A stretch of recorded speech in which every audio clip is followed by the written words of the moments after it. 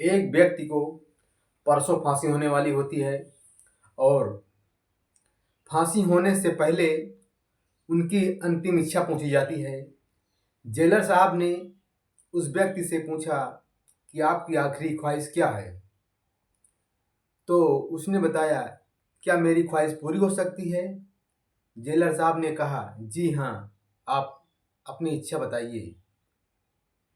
तब व्यक्ति ने कहा, जी, मैं एक रात अपनी पत्नी के साथ सोना चाहता हूँ। क्या मेरी ये इच्छा पूरी हो सकती है? यह सुनकर जेलर साहब अवाक रह जाते हैं कि मैंने अपने सर्विस पीरियड में ऐसा व्यक्ति नहीं देखा हूँ। सोचकर दंग हो जाते हैं। उनकी अंतिम इच्छा पूरी करने के लिए सारी व्यवस्था कराई जाती है। इस कहानी में बड़ा ही रोचक तथ्य छिपे हैं और कहानी बहुत ही व्यथित करने वाली है। वीडियो के माध्यम से आप कहानी का पूरा जो है स्क्रिप्ट देख सकते हैं और पूरी कहानी की सुनने के लिए ये वीडियो अवश्य देखें। आइए कहानी की शुरुआत करते हैं। दोस्तों नमस्कार, आदाब, सत श्री अकाल, जय हिंद। मैं राजू पाल। ये सच्ची घटना उत्तर प्रदेश के अलीगढ़ की है। दो दोस्त हुआ करते थे, बचपन से साथ रहते थे, खाते पीते थे और पढ़ने जाते थे। दोनों पढ़ते हुए पढ़ते पढ़ते बड़े हो गए और उनका एडमिशन बाहर के शहर में करा दिया गया। जब उनका एडमिशन बाहर के शहर में हो गया तो उसके बाद दोनों की शिक्षा दीक्षा पूरी होती है। पूरी होने के बाद उनको एक कंपनी में जॉब मिल जाती है। दोनों दोस्त को बाहर एक कंपनी में जॉब मिल जाती है और दोनों दोस्त वही जॉब करने लगते हैं। माता पिता सोचकर कि हमारे बच्चे जवान हो गए हैं और उनकी शादी विवाह भी कर देते हैं। दोनों लोग बड़े ही प्यार से खुशमिजाज होकर अपनी परिवार का देखभाल भी करते थे और अपनी नौकरी भी करते थे। दोनों जो है एक ही कंपनी में दोनों की जॉब मिली थी। जॉब करते करते सुबोध को एक लड़की से प्यार हो जाता है। एक लड़की के तरफ अट्रैक्ट हो जाते हैं। उस लड़की का नाम वंदना था, वो भी उसी कंपनी में काम करती थी। सुबोध और वंदना दोनों जब लंच टाइम अपना बॉक्स जो है लंच बॉक्स आपस में शेयर किया करते थे। सब लोगों को ये बात अखर रही थी कि ये आखिर ये दोनों क्या कर रहे हैं। सच में दोनों को आपस में प्यार हो गया था। प्यार कुछ इतना ज़्यादा भी नहीं हुआ था, लेकिन दोनों से बैठते उठते मिलते जुलते हंसते बोलते बस इतना ही था और आगे कुछ नहीं था।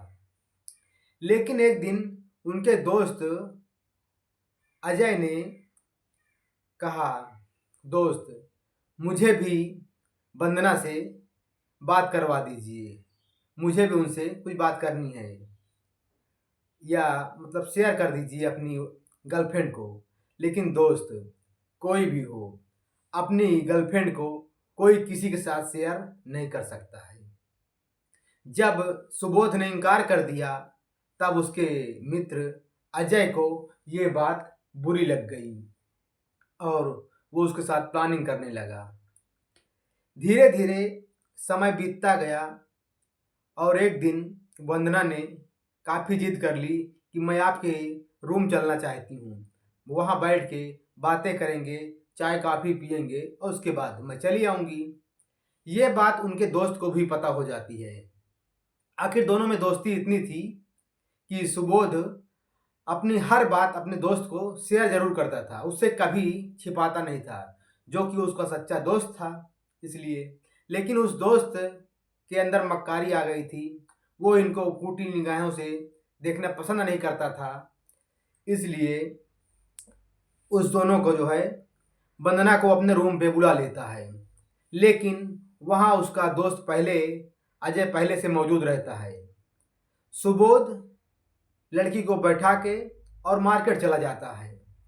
मार्केट जब चला जाता है, यहाँ जो है उसका मित्र अजय उस लड़की के साथ ज़बरदस्ती करने लगता है, और ज़बरदस्ती करते करते उसके साथ वो सारी हदें पार कर देता है जो एक लड़की नहीं चाहती है, लेकिन फिर भी वो उसके साथ ज़बरदस्ती करता है और बलात्कार भी करता है। उसके बाद गला दबाकर उसकी हत्या कर देता है।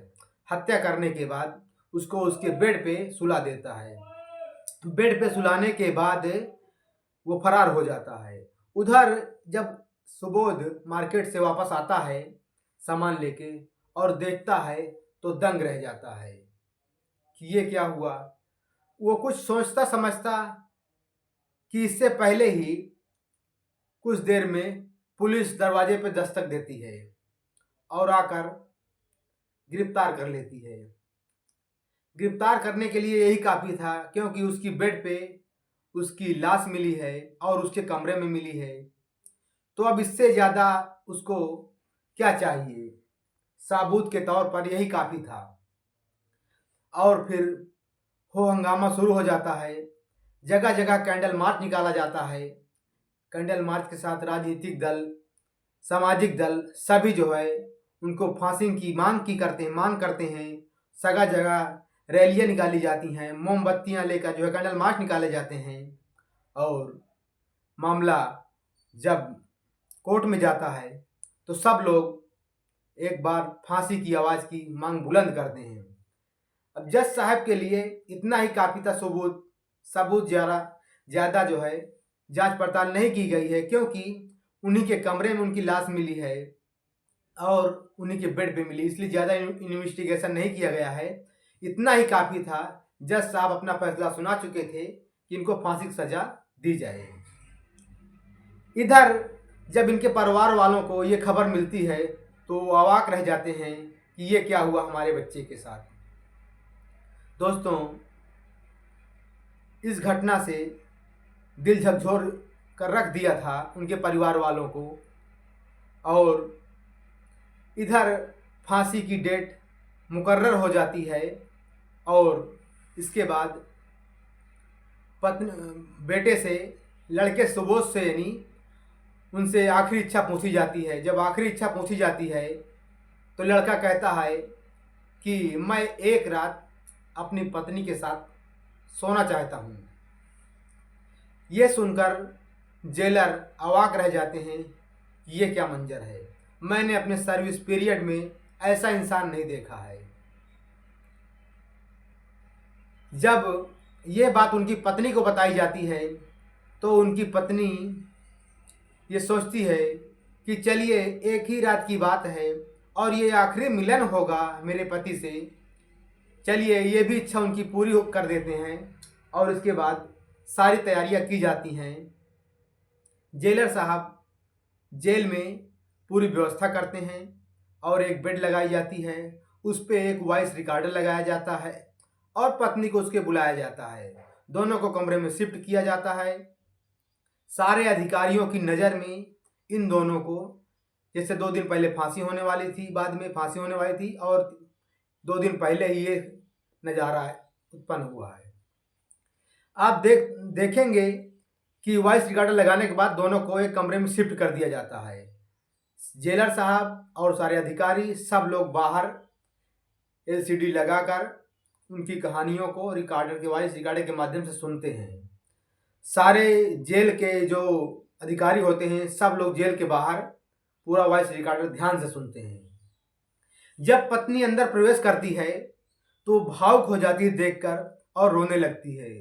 दोनों की रोने का सिलसिला कुछ देर तक चलता है। जब रोने के बाद दोनों रुकते हैं, रोने के बाद आपस में जब बात होती है तो लड़की बोलती है कि मेरे प्यार में ऐसी क्या कमी रह गई थी जो आपने ऐसा कुकर्म किया है। आखिर आप उस लड़की से प्यार करते थे तो आपने उसकी हत्या क्यों की।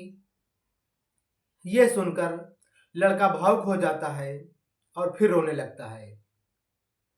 लड़की बोलती है, देखिए 2 दिन बाद तुम्हें फांसी होने वाली है, अब कुछ नहीं हो सकता है।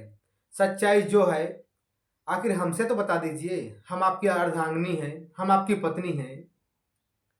फिर सुबोध बताना प्रारंभ करता है कि हम एक कंपनी में काम करते थे और हमारी कंपनी में एक वंदना नाम की लड़की भी काम करती थी। हम दोनों में प्यार हो गया था। प्यार बस इतना ही था कि बोल चाल ही था और ज़्यादा कुछ नहीं था। आपस में हम लोग लंच पैकेट शेयर करते थे, बस इतना ही था। एक दिन लड़की बोली, हम आपके रूम जाना चाहते हैं, चाय काफ़ी पियेंगे, बैठ के बातें करेंगे, उसके बाद हम चले आएंगे। और यह बात हमारे मित्र अजय को भी मालूम था। वो लड़की हमारे रूम पे आती है। पहले से हमारा मित्र अजय भी वहीं मौजूद रहता है।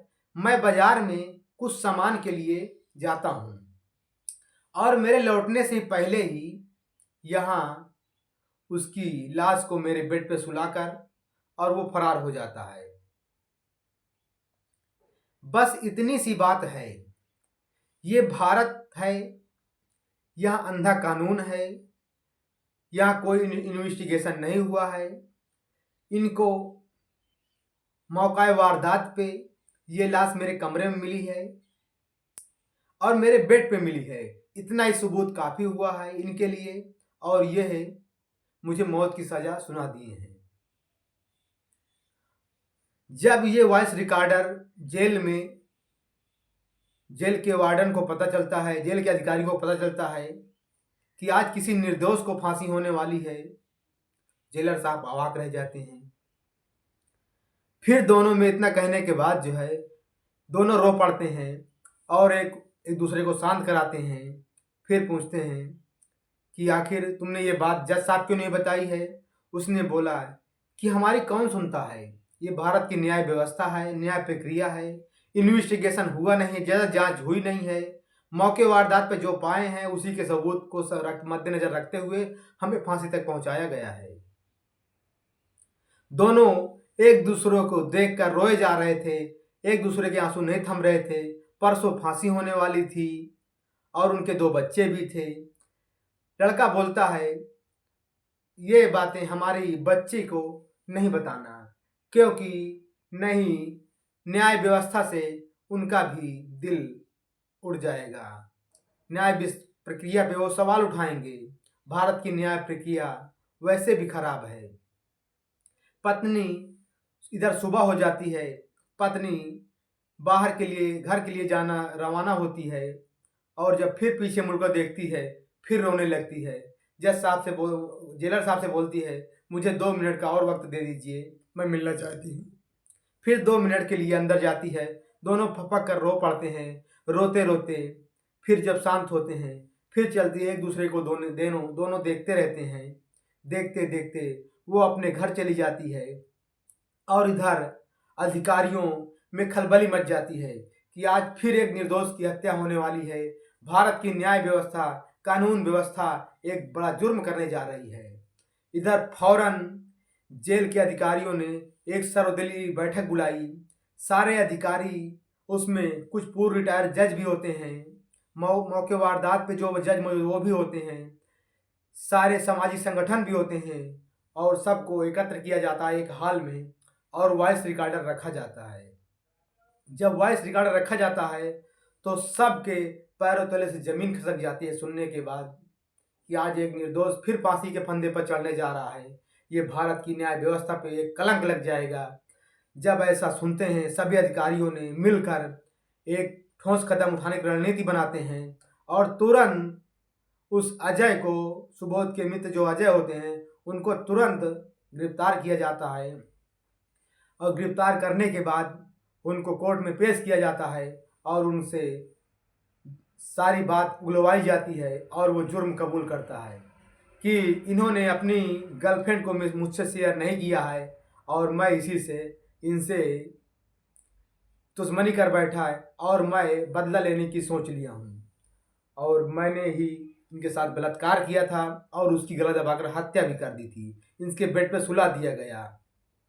जब वो स्वीकार कर लेता है तो आनन फानन में कोर्ट अपना फैसला सुनाती है कि सुबोध को बाइज्जत बरी किया जाए और अजय को फांसी के फंदे पर लटकाया जाए। इसके बाद सुबोध को बाइज्जत बरी कर दिया जाता है और अजय को फांसी पर चढ़ा दिया जाता है। उधर सुबोध अपने घर पहुंचता है तो उसकी पत्नी बहुत खुश हो जाती है कि आज एक निर्दोष की जान बच गई और भारत की न्याय व्यवस्था पे कलंक लगने से बच गया। दोस्तों, इस कहानी का तात्पर्य क्या है? क्या भारत की कानून व्यवस्था पे ऐसे कई उदाहरण हैं? आप लोगों के माध्यम से मैं भी जानना चाहता हूँ। कमेंट में ज़रूर बताएं, क्या न्याय व्यवस्था ऐसे ही होती है, ऐसे ही कानून अपना न्याय देती है? आप लोग भी कमेंट के माध्यम से ज़रूर बताएं। कहानी अच्छी लगी हो तो शेयर करें। धन्यवाद।